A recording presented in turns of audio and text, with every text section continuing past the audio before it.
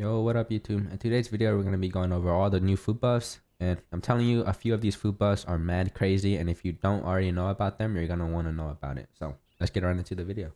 So first things first, we're going to be going over the zombie buff. The first buff you're going to want is 3 eggs and 1 pochiki mushroom. Now you can only get this mushroom from Mount Ollie. And it's not that hard to get, but that's the only way to get it. So if you guys look here, the effect says increased damage against zombies by 8.8%. If you guys don't know how much that is, let's say I have 1.5.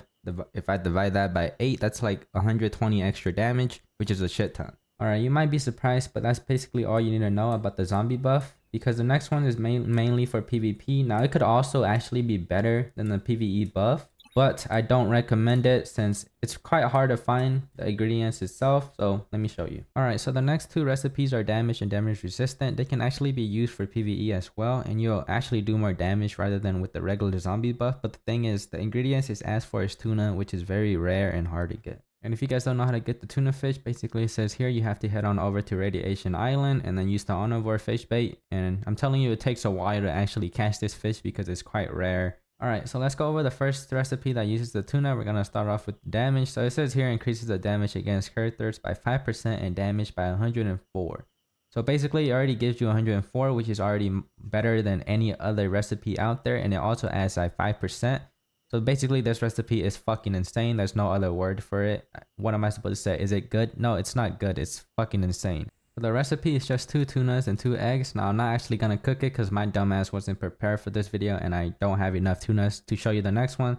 But basically this is the concept, just 2 tunas and 2 eggs. Alright, so the next tuna recipe is the damage resistant. So it says here increases damage reduction against characters by 5%. Again, I don't know if that means zombies or humans, but it definitely means for PvP. And damage resistant by 139, bro. What the actual fuck? This is again OP as shit. There's no other words for it. And it gives you that damage resistant, which is already more than any other recipe out there, and also that 5%.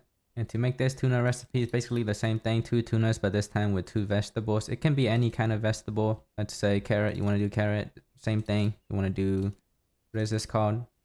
Lettuce, same thing.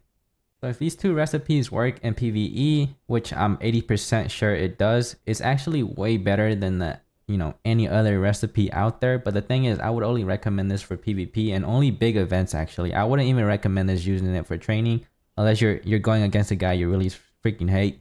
But again, I don't recommend it because tunas are fucking hard to get, and I would only use this in special events like camp events, aka, or maybe finals, Ravens finals.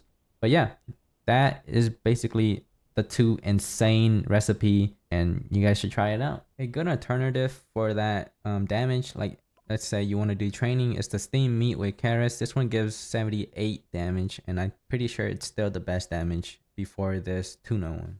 And for damage resistant, I'm pretty sure it's still the horn mushroom noodles. Now of course there's other recipes like increased armor. I'm pretty sure the Moro mushroom soup is still the best one.